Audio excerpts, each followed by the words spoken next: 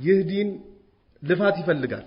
ይህ ዲን ብሎ ማለት የኔ ወይንም ደግሞ ያንድ ኢማም ያንድ ሰው ሐላፍትና ብቻ አይደለም ማወቅ መቻል ያለበት አላህ Subhanahu Wa Ta'ala ወደኛ ያመጣውን መልእክት ተረድቶ ነብዩን አለይሂ ሰላቱ ወሰለም የሚከተሉ ሰዎች ውስን ሰዎች አይደሉም እያንዳንዱ ሙስሊም ላይ እስልምናን የማወቅና እስልምናን የመርዳት ግዴታ አለበት ነብዩ አለይሂ ሰላቱ ወሰለም ኩልኩም ራኢን ወኩልኩም መስኡሉን እያንዳንዱ ሰው ጠባቂ ነው አሉ የአላህ መልእክተኛ አለይሂ ሰላቱ ወሰለም ወኩልኩም መስኡሉን አርኢየቲሂ እያንዳንዱ ሰው በጠበቀው ነገር ይጠየቃል አሉ የአላህ መልእክተኛ ኢማም በኢማምነቱ ይጠየቃል በያዘው አማና ዳኢ የሆነ ሰው በሚያስተላልፈው ዳዕዋ እየቀጠፈ ነው እየጨመረ ነው እየቀነሰ ነው አማም አላህ ይጠየቃል የማይቀር ነው ነጋዴ አማና አለበት አማናውን በስነ ስርዓት አድርሷል አላደረሰም አላህ ዘንድ ይጠየቃል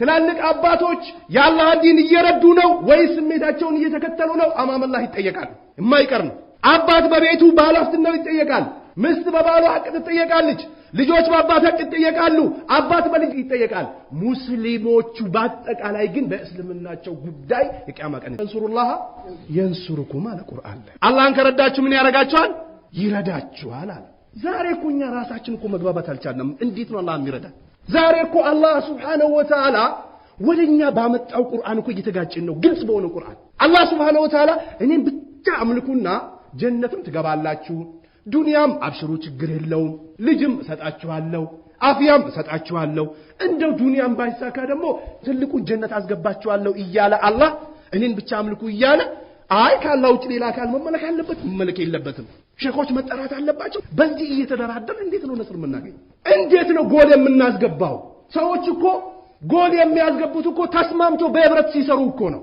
በአላህ ላይ ያጋራል አላህ እየተሰደበ ነብዩ አለይሂ ሰላቱ ወሰለም መንገዳቸውን ትተን ስሜታችን እየተከተልን እንዴት ነው ነስር የምናገኝ አላህ Subhanahu Wa Ta'ala ቁርአን ያላህን ዲን በመላታቸው በገንዘባቸው ዶላር በለው በቃ ዲኑን ሊያከስሙት ይፈልጋሉ አላህ ግን ይሻላቸው አላህ ዲኑን ይረዳዋል እኛ እንዳንዋረድ ነው ጥንቃቄ ማድረግ ያለብን አላህ ራሱ ዲኑን ይረዳዋል ችግር የለው እናንተ አላህን ካላመለካችሁ ከተንጀላጀላችሁ በየመንደሩ የምትዞሩ ከሆነ በየጦንቃይ ቤቱ የምትዞሩ ከሆነ يشأ يذهبكم ويأتي بخلق جديد يشأ يذهبكم ويأتي بخلق جديد ከፈለገ እናንተ ጠርጎ ያጠፋችሁና አላህን በትክክል የሚያመልኩ ሰዎችን ያመጣላል ችግር የለው የአላህ ዲን ይነሰራል አይቀርም ማለት ነገር ግን እናንተ እንዳትዋረዱ ሐቅን ያዙ ቁርአንን አስተላልፉ የነብዩን አለይሂ ሰላቱ ወሰለም መንገድ አጥብቃችሁ ያዙ አላህ ይረዳችኋል ይያለ ዛሬ እኮ መስጊድ ላይ ያቂዳ ዳዕዋ እንዳይደረግ ከአላህ ውጭ ሌላ አምላክ እንዳታመልኩ የሚባልበት ዳዕዋ ነብዩን እንከተል አለይሂ ሰላቱ ወሰለም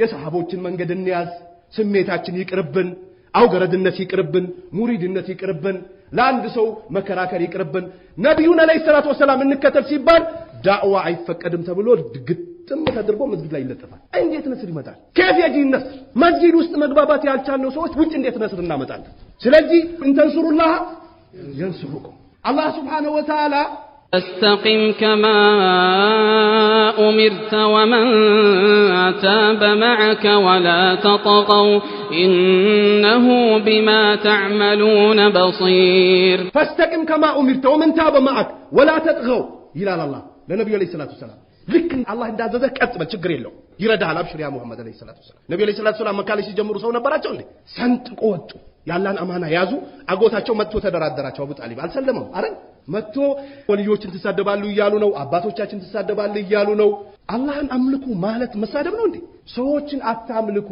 ሰው ማምለክ ይቅር ለሁሉም ደራሽ የሆነውን ጌታ አላህን አምልኩ ማለት ስድብ ነው እንዴ አይደለም ስለዚህ የበላይነት እዛ አሸናፊነት እልቅና ነስርን የምናገኘው ቀጥተኛው መስመር ስንገባ ብቻ ነው ሽርክነቱን ስንናገር ቢድዓነቱን ስንናገር ኩፍርነቱን ስንናገር አቂዳነቱን ስንናገር ይህ ነስር ይመጣል የማይቀር አላህ ለነብዩ አለይሂ ሰላቱ ወሰለም ላይ ቀጥል አሰራጭ ዳዕዋ አድርጋላቸው አላህ ራሱ ህፍዝ ያደርግላል ይጠብቅላል ማንንም አይጎዳም ማንንም አይበግርም ቀጥል ወደፊት አላቸው ለነብዩ አለይሂ ሰላቱ ወሰለም አላህ ይጠብቅ ዘካመኑ ሰዎች ድፋ ያደርግላቸዋል ይከላከልላቸዋል ይላል እነሱን በመርዳትም አላህ Subhanahu Wa Ta'ala ቻይ የሆነ ጌታ ነው ይላል ስለዚህ ስሜታችን ሸይጣንን እስልምና ላይ ማበር እስልምና ላይ መተብተብ ሙስሊሞች ላይ መተብተብ ዳዕዋን ማገድ ዳዕዋን መከልከል መፍራት መርበትበት ዲንን መተው በጫት መጃጃል፣ በትጋራ መጃጃል፣ በቲቪ መጃጃል፣ በኳስ መጃጃል ትተን ዲንን ስንይዝ ግን አላህ ነስሩን ያመጣል። አላህ ይነስራል።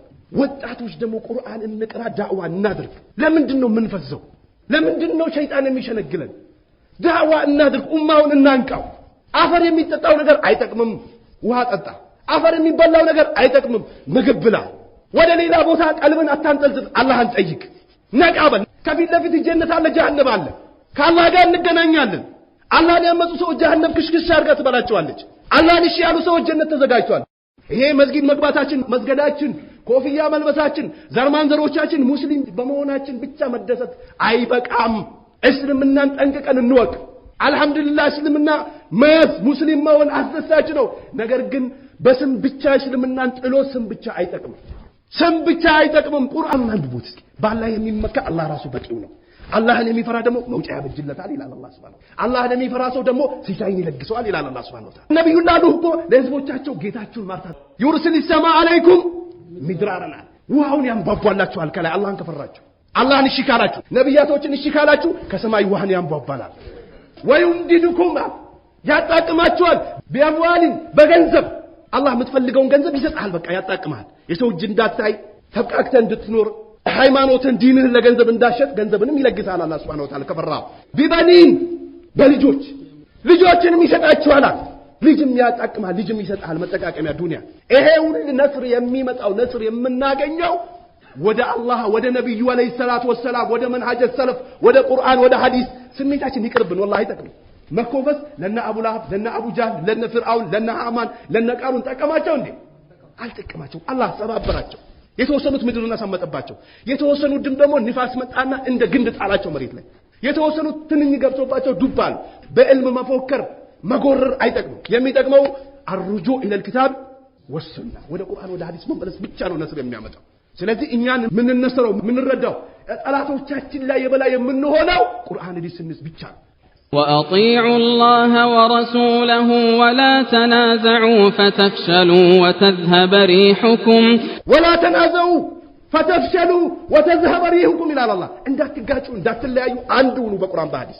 ስሜት ይቅር፣ ሸይጣን ይቅር፣ አሉባልታ ይቅር፣ ወሬ ይቅር፣ ጎሳነት ይቅር፣ ዘረኝነት ይቅር፣ ወደ ቁርአን ወደ ሐዲስ ኑ ነጥብ ታገኛላችሁ እያለ ነው።